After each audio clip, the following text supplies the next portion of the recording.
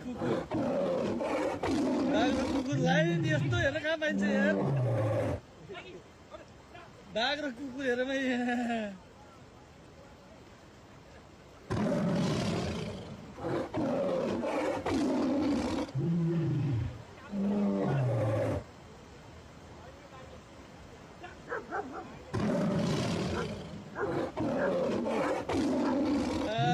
यस्तो सिन कहाँ पाइन्छ लाइफमा हो कि होइन जिन्दगीमा कुकुर र बाघ डाइरेक्ट हो आमुने सामने त्यो पनि झगडा छैन कि हेरमै कुकुर र बाघको